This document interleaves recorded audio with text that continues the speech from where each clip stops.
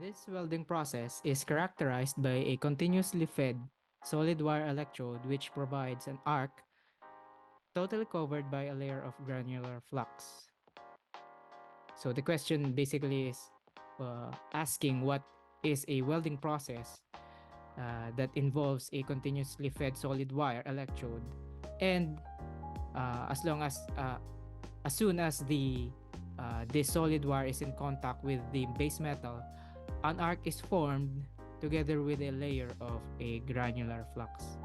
So letter A, SMAW, B, GMAW, C, GTAW, D, SAW. So letter A, SMAW or SMAW does not involve a layer of granular flux.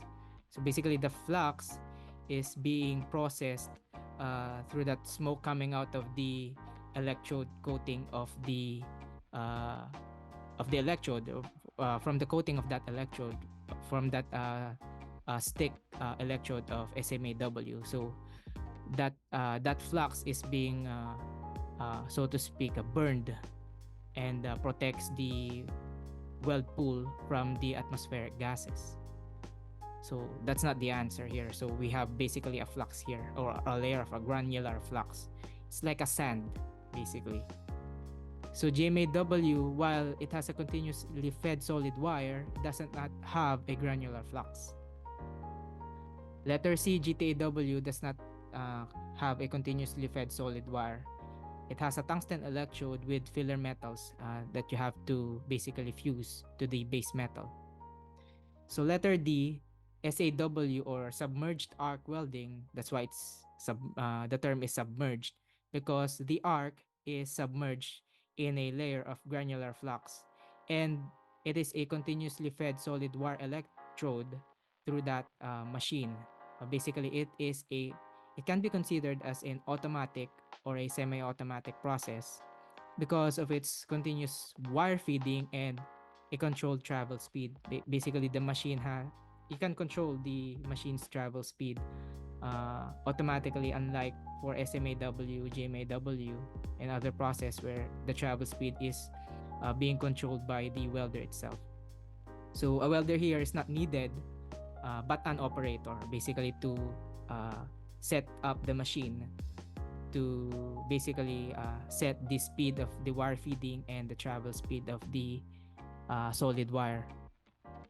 The flux here is automatically being consumed by forming a layer into the weld. So the answer here is letter D, SAW or submerged arc welding.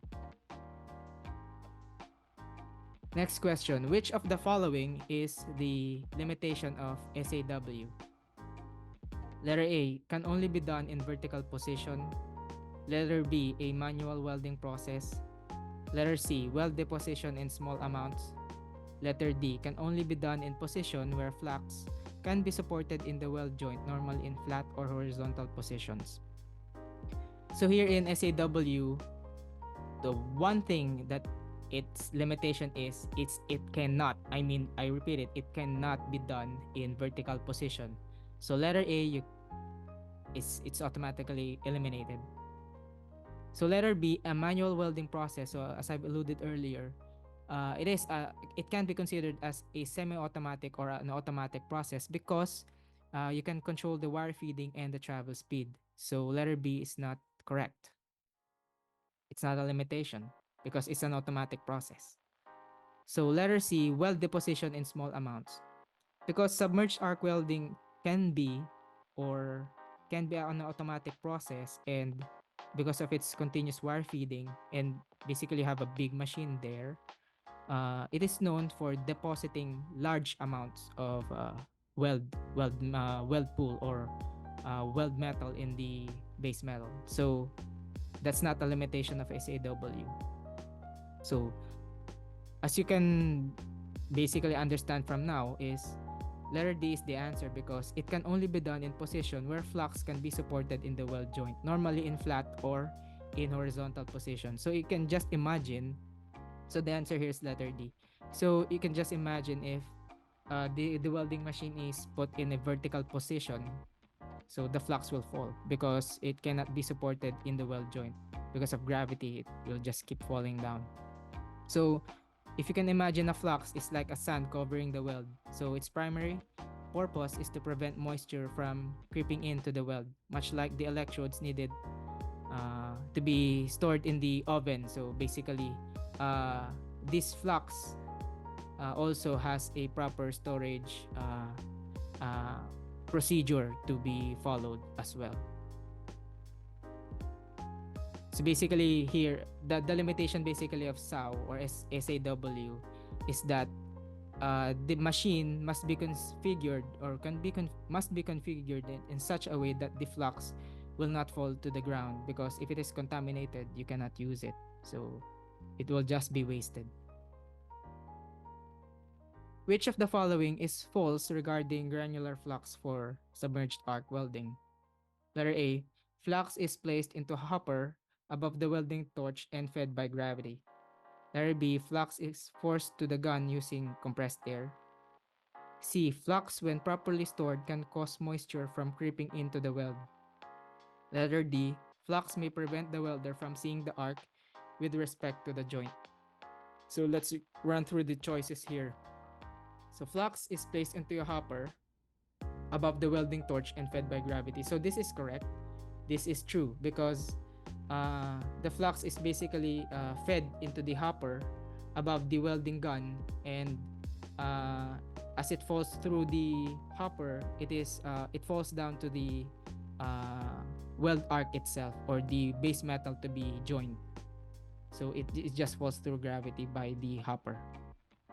So the flux is forced to the gun using compressed air, so that is true as well.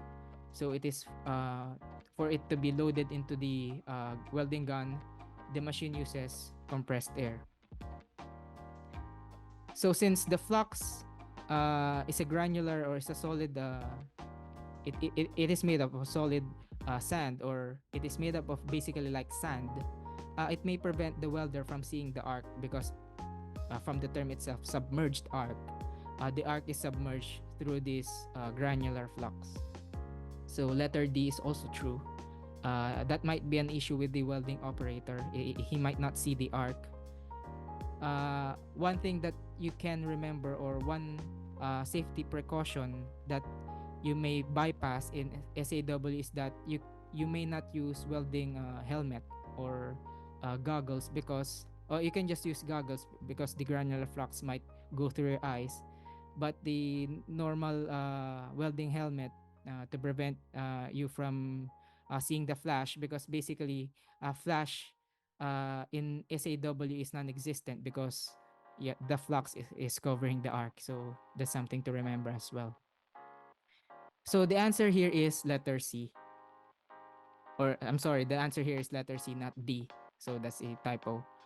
So flux for SAW is like a sand covering the weld. So its primary purpose here is to prevent moisture from creeping into the weld. So as I've alluded to in the previous question, so the flux needed a proper storage procedure, much like the electrodes needing to be stored in an oven. So not to contaminate the flux. So if it is properly stored, it can function properly, as to not let moisture creep into the weld.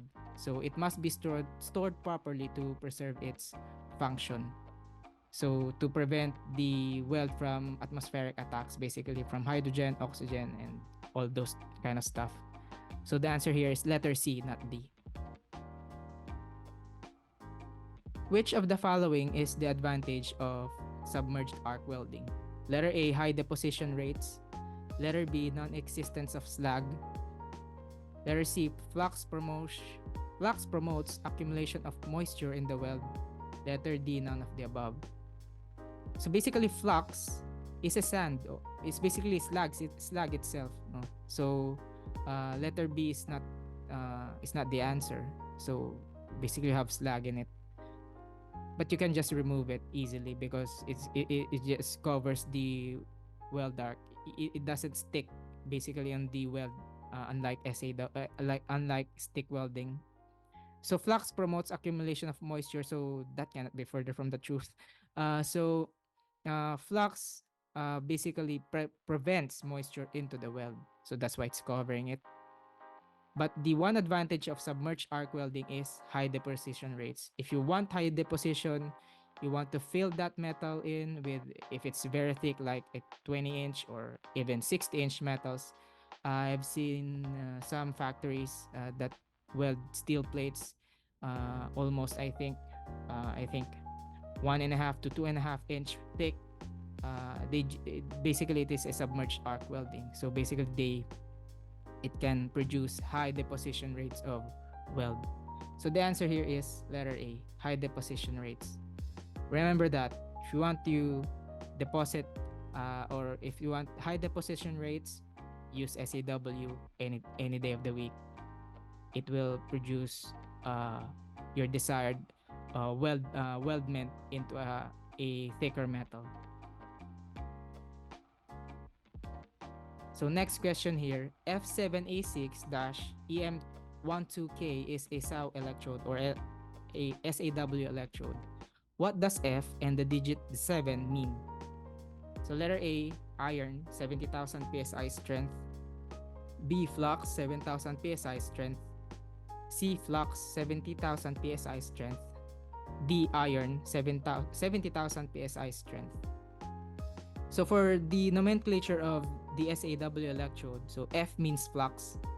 So for SAW, flux is included in the designation. 7, the digit 7 here is 70,000 psi strength or 70 ksi. So I might do a video regarding this, discussing the SAW electrodes and its nomenclature. So the answer here is, of course, letter C, flux, with 70,000 psi strength. So that's it. If you want to kickstart your journey to become a CWI, I have a link down below in the description that will take you through a free online course regarding the introductory part of the fundamentals of the CWI exam. Basically, it covers the welding inspector roles and responsibilities and the welding safety practices. It also has a sample questions like these that you can practice with as a part of your preparation towards becoming a CWI. So if you haven't already, please like this video and subscribe to this YouTube channel for more. See you on the next one.